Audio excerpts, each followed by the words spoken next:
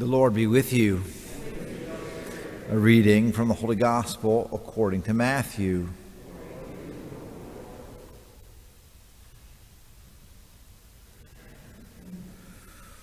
Jesus spoke to the crowds and to his disciples, saying, "The scribes and the Pharisees have taken their seat on the chair of Moses.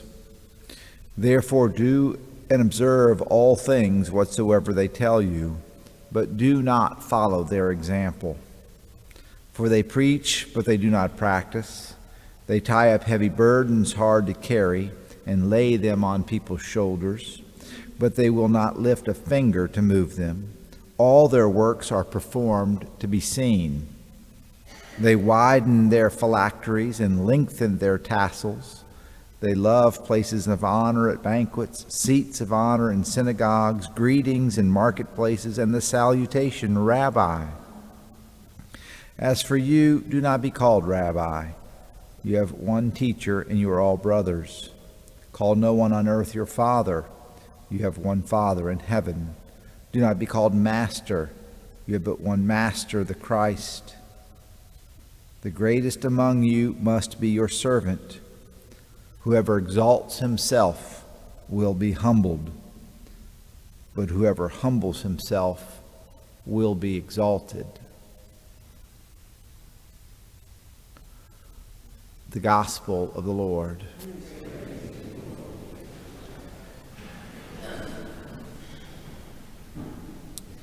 So, when we think about virtues, a virtue is something that makes us noble and good.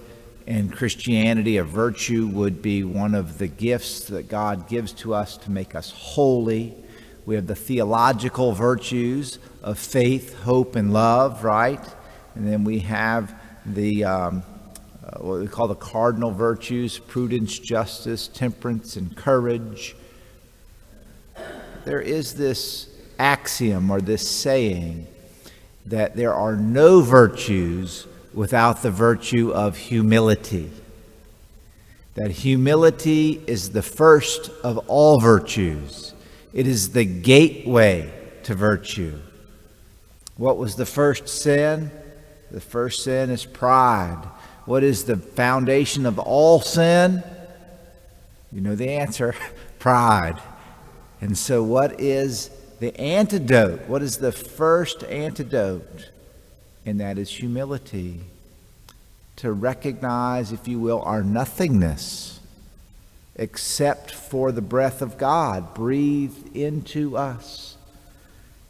Whoever exalts himself will be humbled, but whoever humbles himself will be exalted or lifted up. When I read this gospel, it always gets my attention. And why do you think it always gets my attention? Well, I'll tell you one of the reasons it always gets my attention is because it says, "Call no man your father." You know, and it always kind of grabs me a little bit. And so this morning, as I was reading this, you know, and I'm very familiar with this passage. I remember years ago, I read this book called Unabridged Christianity. It's a good book, Unabridged Christianity, and it's an apologetic for Catholicism. And the very first question is, why do we call priest father? When it says right there, don't call anybody father. And you know, he does a word study on the New Testament, and he comes up with this truth, that the word father is applied to human beings in a spiritual sense and in a biological sense many, many, many dozens of times throughout the New Testament by Jesus and by Paul and Peter and others. So the question is, what is Jesus' point when he says to call nobody rabbi?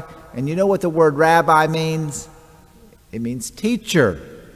So we're not allowed to call anybody teacher. You know what one of the most common ways that we call somebody a teacher, a really esteemed and good teacher, is? We call them a doctor. So you're not allowed to call anybody a doctor. You're not allowed to call anybody a teacher. You're not allowed to call anybody a master. And Jesus is not going through our language and exercising words from our language. That's not his point here. What is his point? That if you're looking for a title to make you somebody, or you think somebody's looking to a title to make them somebody, you don't go down that road. St. Paul perhaps has the most powerful and most memorable for me example of using the title Father. 1 Corinthians chapter 4. I'll say it again. 1 Corinthians chapter 4.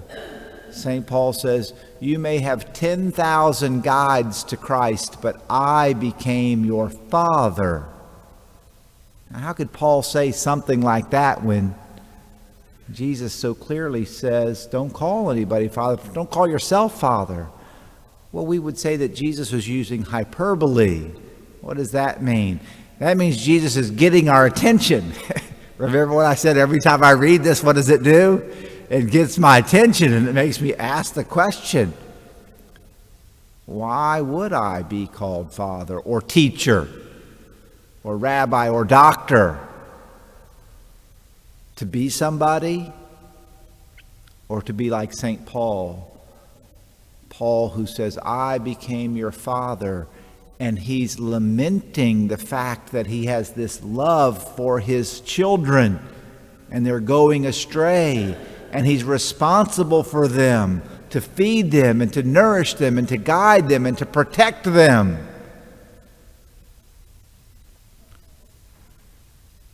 So, if I have a role of leadership, it's not to puff me up with pride, is it? If you have a role of being a father in your house, it's a role of what? Both leadership and service and humility. Because what is the first sin? And what is the first